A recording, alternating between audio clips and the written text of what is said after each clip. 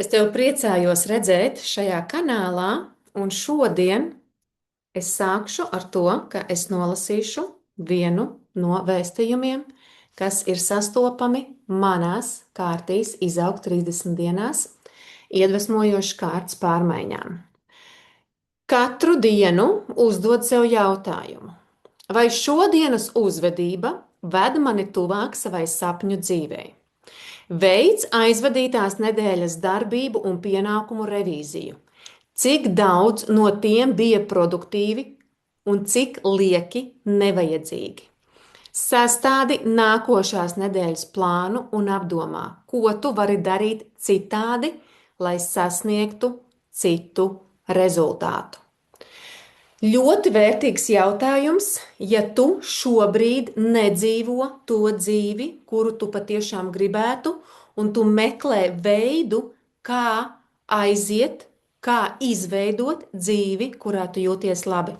Par to un tikai par to, kā izveidot dzīvi, kurā tu jūties labi, kas atbilst tavām vērtībām, tavām patiesajām dzīves prioritātēm, tu vari iedvesmoties un katru dienu izņemt pa vienam vēstījumam no šīm kārtīm, sekot norādēm, un es tev garantēju, ka jau pēc dažām dienām tu jutīsi pārmaiņas, pozitīvas pārmaiņas, un pēc 30 dienām tava dzīve būs fenomenāli mainījusies.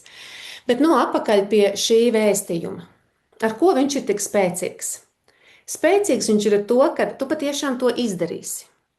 Tu apņemsies, tu paskatīsies, lai kurā nedēļās dienā tu šobrīd skaties šo, ja tu neveic šādu auditu, paskaties, kas tas no pagājušās nedēļas darbībām ir patiešām tevi vedis tuvāk tam, ko tu patiesi dzīvē vēlies sasniegt.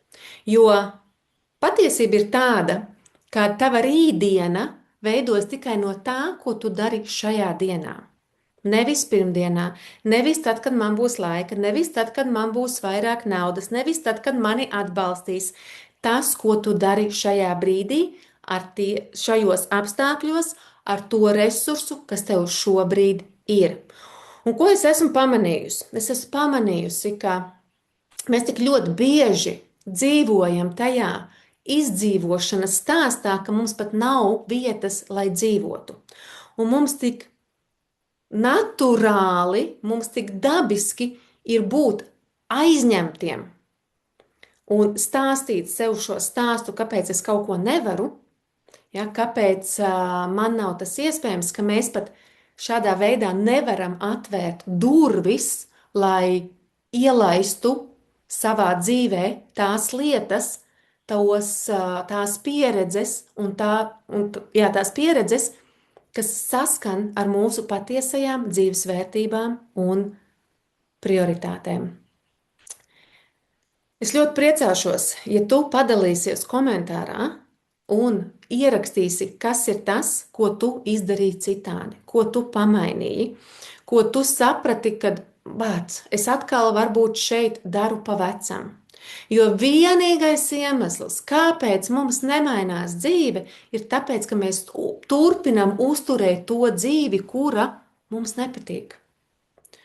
Un vienīgais cilvēks, kas kaut ko var mainīt, esi tu pats, tu pati. Neviens cits nenāks un neizglābs. Tikai mēs paši varam sevi atbrīvot no tām savām no sev uzliktajām, iespējams, arī kaut kur uzdevumiem, ja, no ekspektācijām. To visu mēs darām paši. Un šo lieliski mēs arī šobrīd, ejot cauri viegluma meistarklasēm, arī dalībnieki saprot. Daudz dziļākā līmenī. Sāc ķerties pie darba, jo tikai tad, kad tu to izdarīsi, tu spēsi ieraudzīt tās lietas, kas tev ir jāpamaina. Un nākamais, lai tu viņus patiešām pamainītu, apņemies. Apņemies jau. Iespējams, ka tev vajag sastādīt vakarā plānu. Apņemies, kas ir tas, ko es daru jau šobrīd citādi, kur es meklēju iespējas, kur es viņas sabotēju, ja, kur es esmu aizņemts, aizņemta un meklē veidus, kā tu vari pārstāt uzturēt šo stāstu, kas tev neatbalsta.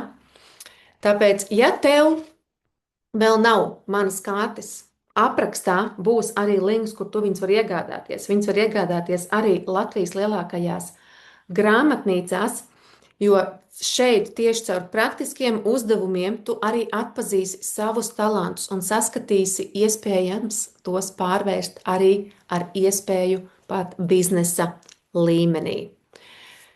Superīs video! Galvenais, ka tev ir jāiet, jādara, jo tikai tajā mirklī tava dzīve patiešām varēs mainīties, un viņa var mainīties. Un viņa mainās tad, kad tu dari lietas citādi, tad, kad tu ļauj būt sev pašam un pašai. Uz tikšanos nākošajā epizodē!